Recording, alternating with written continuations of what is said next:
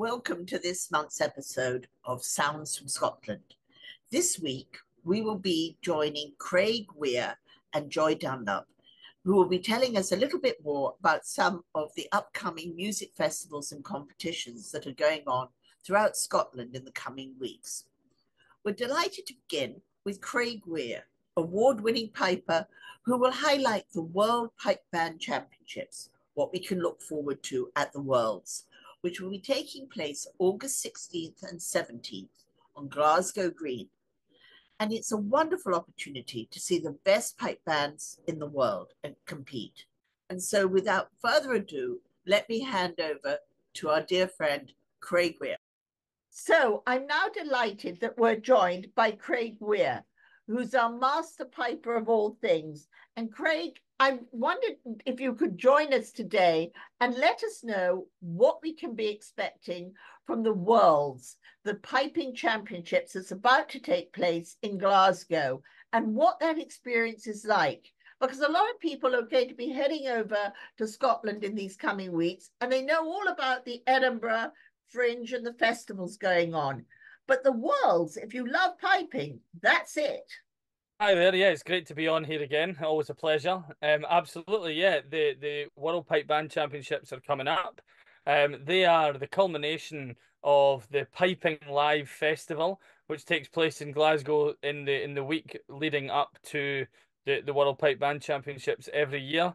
There's always concerts, recitals, workshops, all sorts of different things, and you can also catch some of the top pipe bands who are throughout the week rehearsing in the different parks and spaces around the city.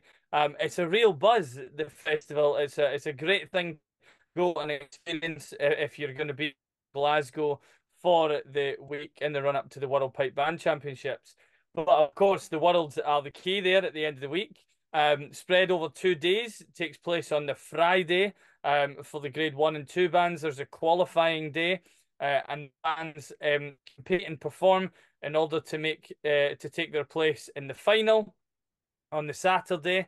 And of course, Saturday's the big final. Lots of bands across all the different grades, and it's fantastic to see so many amazing pipers and drummers from all over the world congregate in Glasgow for this big festival of piping leading up to the World Championships. And this really decides how the bands are rated. So, when you form a pipe band, you want to go up the grades. And so the World's Championship in Glasgow is the way you really get noted and registered. Yeah, absolutely. We saw last year there was a bit of a shock result, really, in the Bog Hall and Bathgate pipe band came through and won the Grade One championships. It was kind of not predicted by a lot of people, and they had a great end to the season there. And they've done so similarly at the start of this season. They took the crown at the British Championships in Forres. We saw the St Lawrence O'Toole pipe band from Ireland take the crown of the UK champions so far at the UK Championships in Bangor. And we do have the Scottish and European Championships to come in the coming weeks, and then the World Pipe Band Championships in the middle of August. It's really hard to predict who's gonna who are the favourites. Inveraray District are always up there. Yes. Um, the Bog Hall and Bathgate pipe band again, as I say, have had a great start to the season. Fife Police have had a fantastic start to the season and have found themselves in the top six as well. So it's really hard to predict, but it's going to be another great championship. And we see a lot of young new pipers that come up and surprise us, don't we? Yeah, absolutely. And of course, there are so many enthusiastic pipers and drummers across all the different grades. In particular, I would give a shout out in grade three to the Dundee-based City of Discovery pipe band. They've had a good start to the season. My brother's playing the snare drum with them. And also the Sons of Scotland pipe band from Ottawa in Canada. Good friends of mine as well will be competing in the grade 4B championship in Glasgow too. So there's just two examples again of bands that have travelled to be there in Glasgow, and it's sure to be another great championship. Which, if you can't be there for yourself, you'll find that it's streamed online as well. And Bob Worrell will be hosting and presenting the World Pipe Band Championships online as well, usually streamed on the BBC. I really thought that the concerts going on throughout Glasgow in the run up and around it were really fabulous. I hadn't realized how extensive it was, that there's so many venues and different things to listen and hear some great music. Yeah, it reminds me in a lot of ways of New York Tartan Week, because lots of people come to New York for Tartan Week and just think it's a parade, in the same way as lots of people come to Glasgow and think that it's only the World Championships.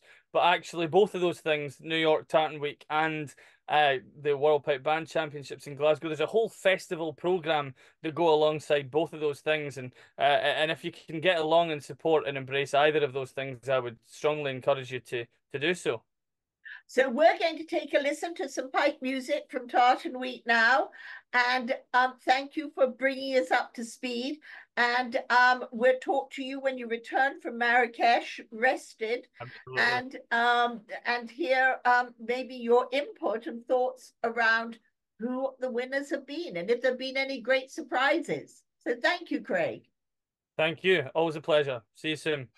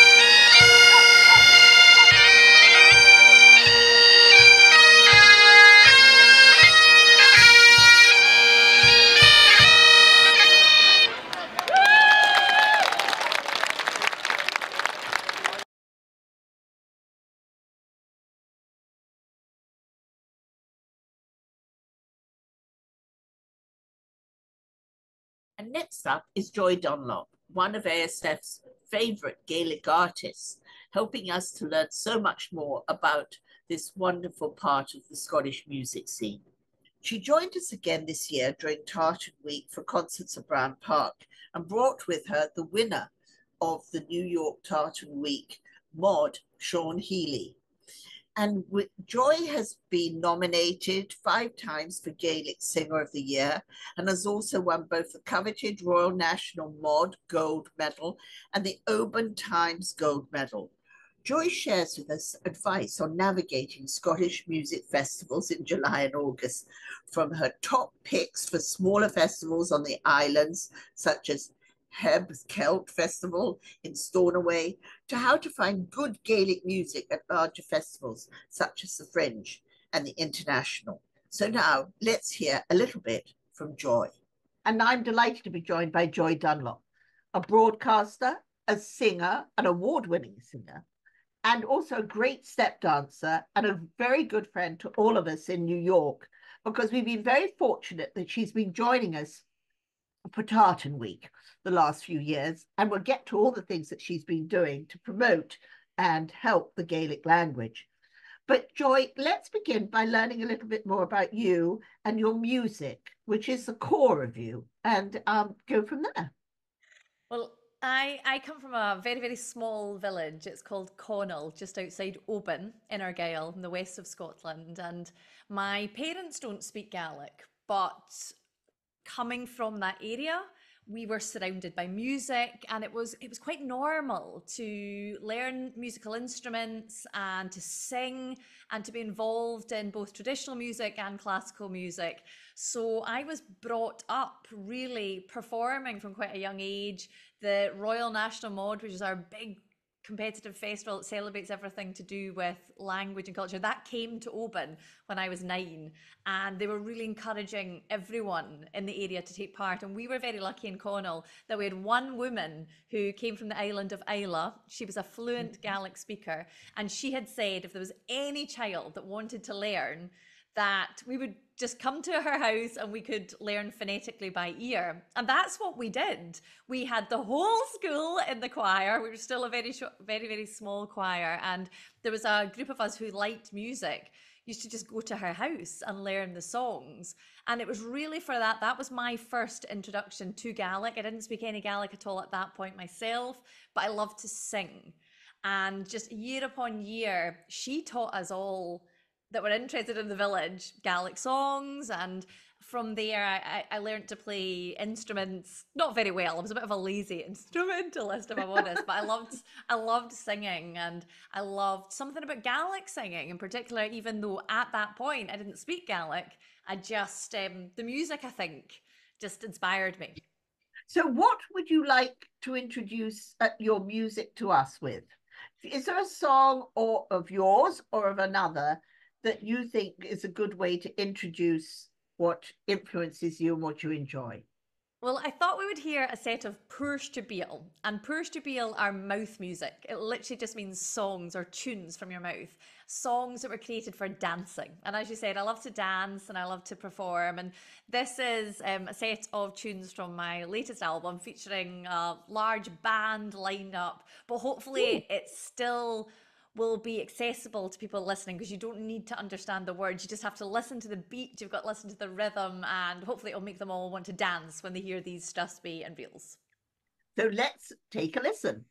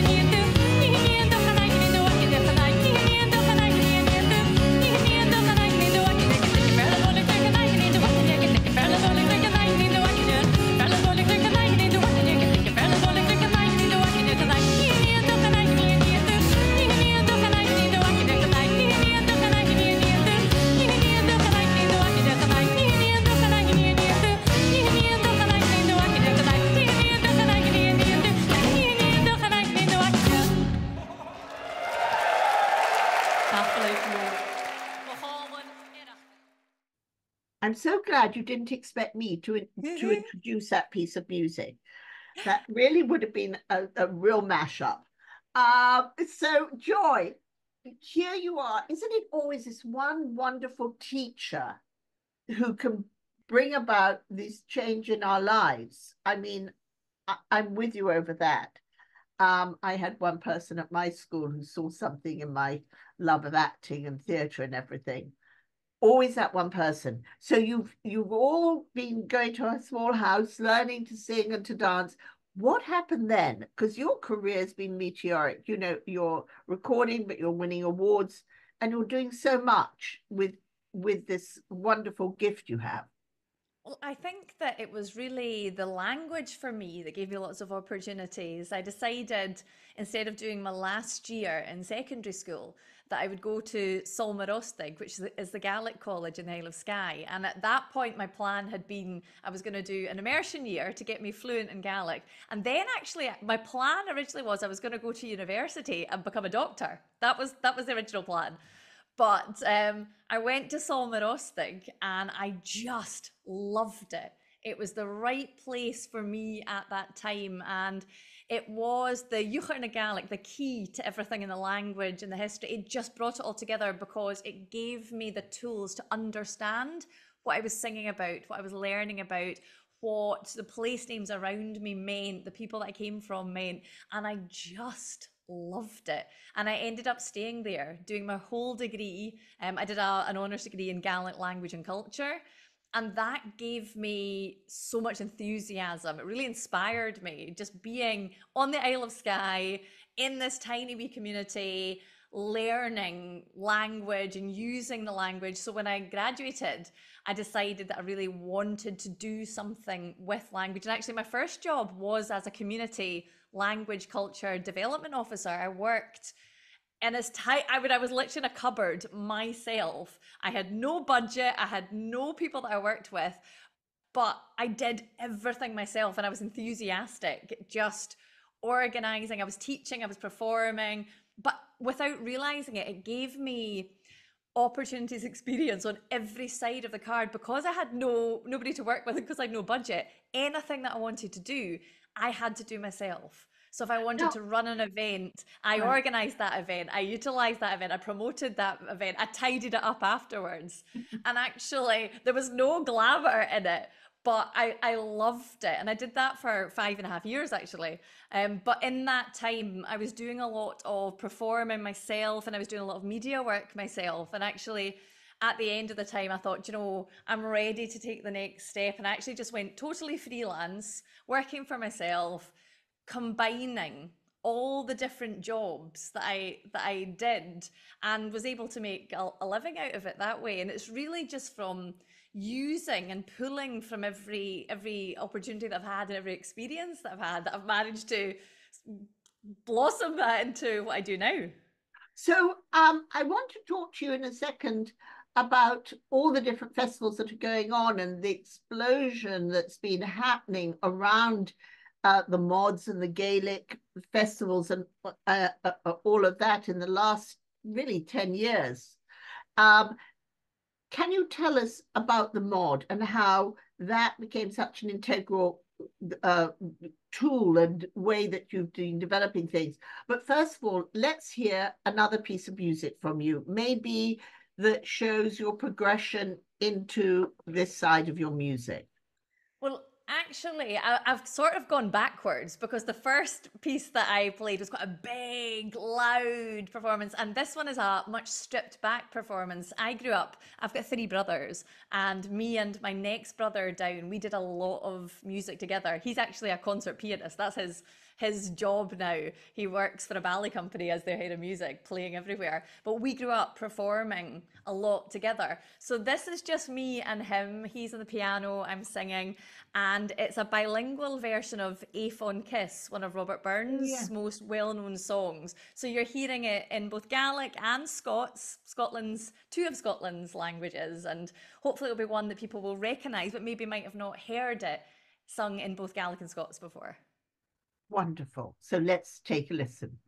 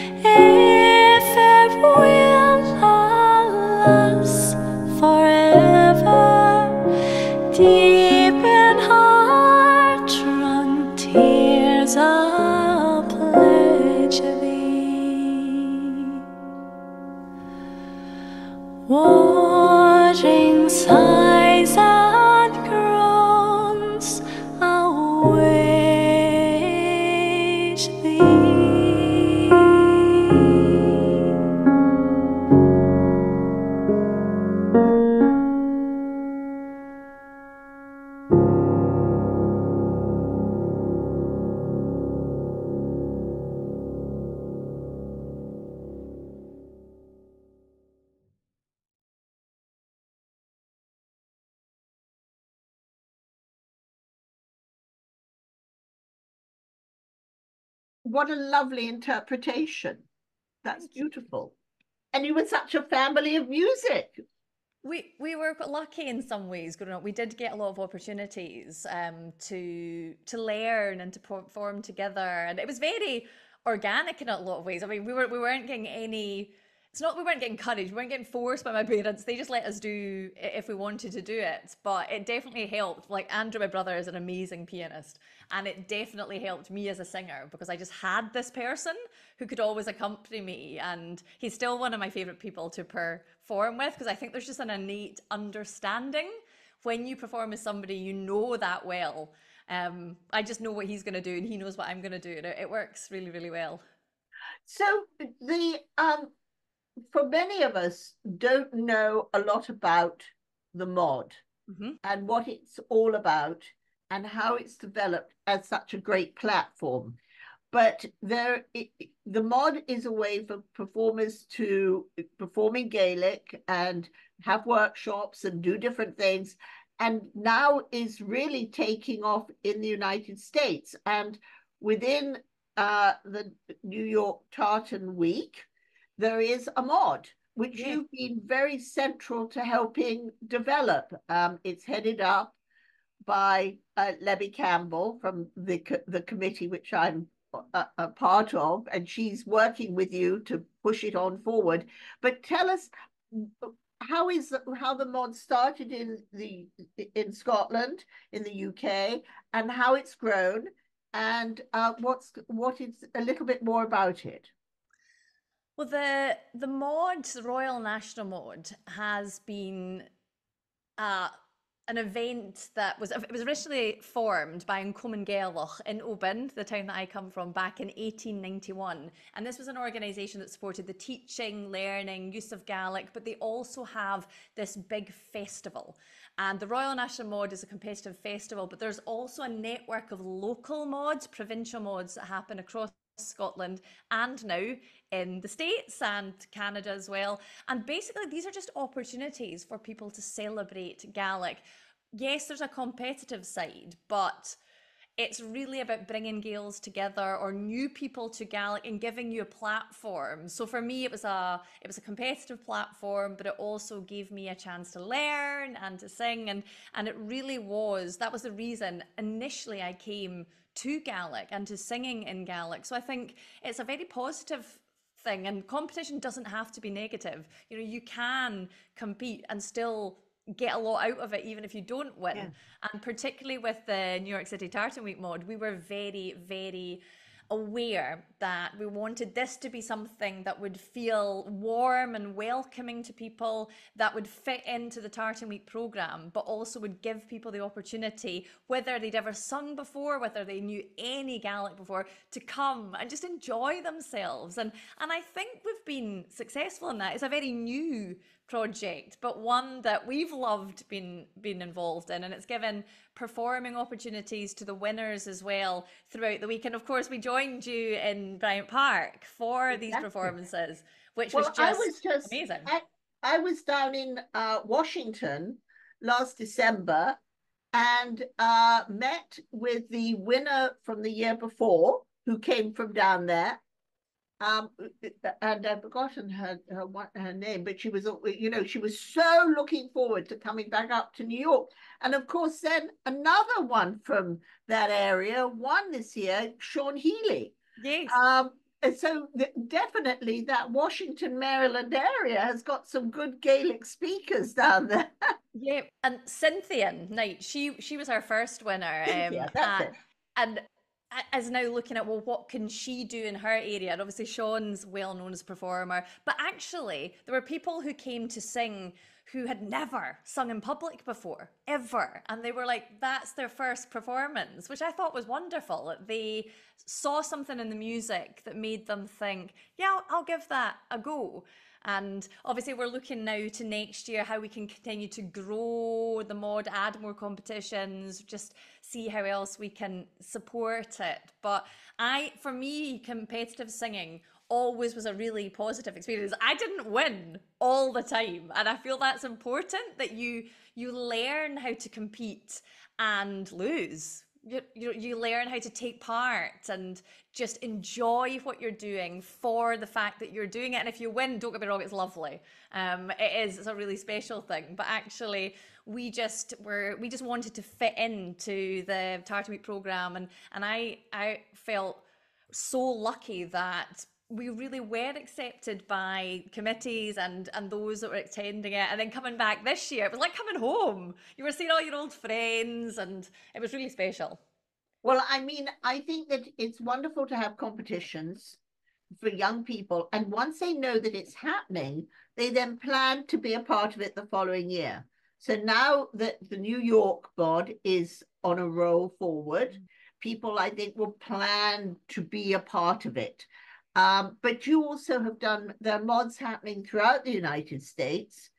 So this is really wonderful to see this movement of Gaelic language taking hold in this way.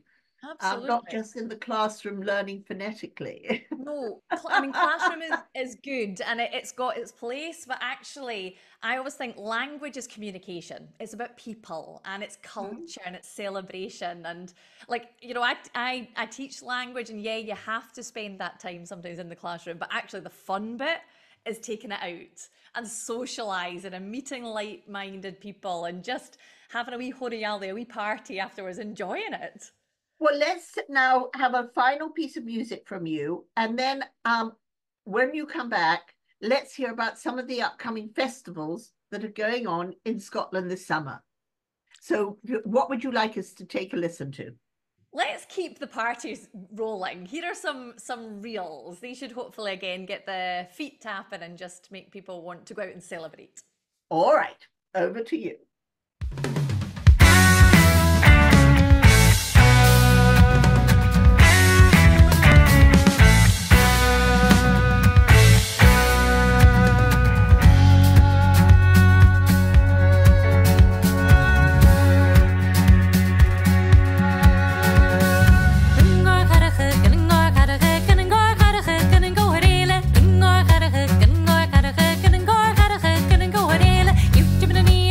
You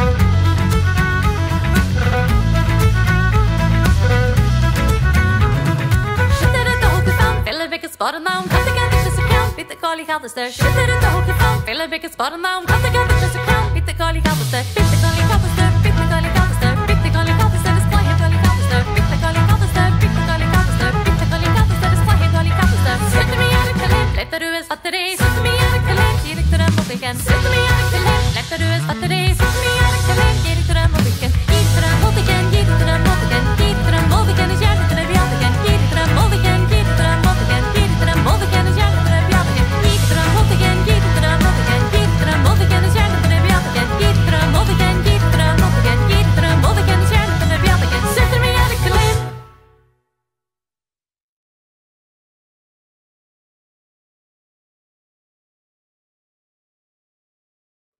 So, Joy, let us know now a little bit about what's coming up in Scotland in these next few months and the next few weeks, because so many people will be traveling over.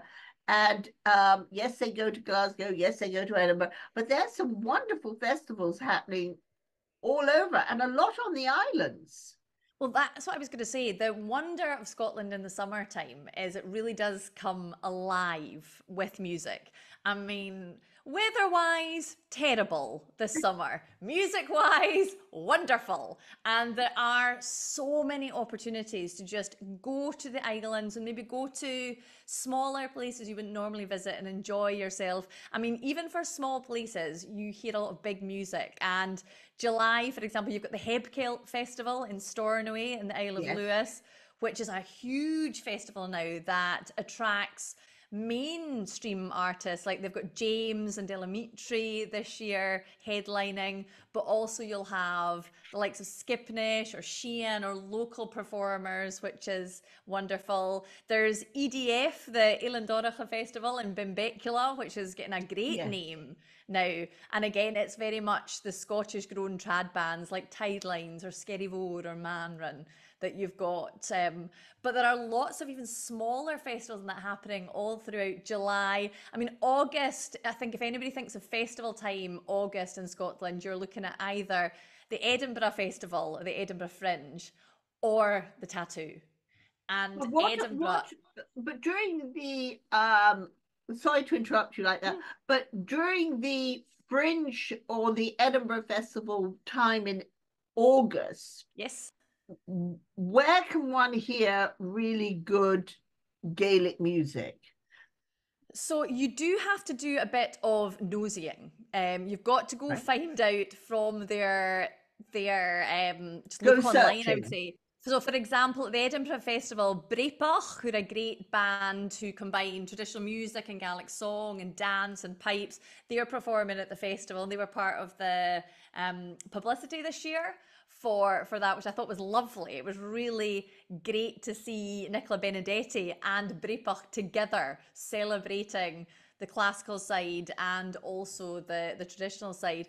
But actually now the wonderful thing about when you look at, for example, the Edinburgh International Festival website is they have a section on traditional music. So all you need to go to is eif.co.uk, put in the section on traditional music, and it will show you, for example, when Brepach are playing. It will show you when Manrin are playing. It will show you when there's the Cayley Trail or the Alehouse Sessions or Vree.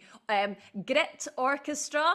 If you are able to get on Sunday the 25th of August, Grit Orchestra, which is the music of Martin Bennett, one of traditional music's absolute trailblazers, brought together with a classical orchestra performing that, is something to behold. Absolutely worth it if you can get there. It's spine tingling stuff. So so for those who don't understand, there is the International, which is a curated platform of shows, which is where more of this can be found. So that when you go looking for where do I go, what do I see, they should go to the Edinburgh International Festival. And then there is the Edinburgh Fringe, which is more, which it has tremendous programming, but is more, if you want to be there and can find a venue, you can perform. Absolutely. And they do have their own website as well. Yeah, that's what I was going to say. So then you go and look at the Edinburgh Fringe to find all of that. But you also, as you were pointing out, they need to go to the Edinburgh International as well. Yeah, I mean, the Fringe is wonderful, but it's a bit of a beast because there's just so much happening. I mean, Edinburgh in August is amazing, but frantic. There's just 1,000 things happening every day, every time, but it's worth going to get the feel. I quite like going and having an idea. I want to see X show, Exactly. and then for the rest of the day, I just fill it with what I find, which can be quite That's exciting. exactly what we just wrote about, is that maybe go to the Pleasance, Yeah. or one of the, put in some anchor shows and Yes. then wander and Yes. have some fun with it, because you never know where you're going to find something in that basement of a church as you walk up. Absolutely. And sometimes they're the best ones, the ones you'd never normally look at. But somebody gives you a flyer and you think, oh, I'll give that a go. It's fun. But listen, I'm so grateful for you joining us today and helping guide us a bit. And I hope we can do this on a more regular basis, because it would really be great to maybe dig into some of the performers and bands that you've spoken to and sort of maybe spotlighting them a little bit together with you. That would be That'd great. Wonderful. Yeah. And there's All right. such a wealth of talent. I could be talking here for hours. Well, we hope that. But listen, you also in your other career are a weather girl. So I think that I have to give you a heads up. It's been terribly hot here, and weather does go west across to the east. So I think you may be in for a heat wave. We are hoping, because Scotland has been freezing this summer, and I do present the weather, and all I get currently is people complaining when they meet me that the weather has been awful. So any warm air we will take as soon as possible. Well, thank you so much for joining us today and to speaking with us. And tell us a little bit quickly as we close about your album, and give us your website as well. Well, the website is just joydunlop.com, and my Great. latest album is Cood, which is a 6-piece band, celebration of everything Gaelic. It's much bigger sounding, more upbeat. I'm classing it as a Gaelic party, but you can find lots of information about that on my website. All right. So to speaking again soon. Take care. Thank you so much. Bye. Bye. Thank you for joining us this week. It's been wonderful to have you here, and I hope you've enjoyed learning a bit more about the festivals that are upcoming in Scotland. Join us again next month for another episode of Sounds from Scotland.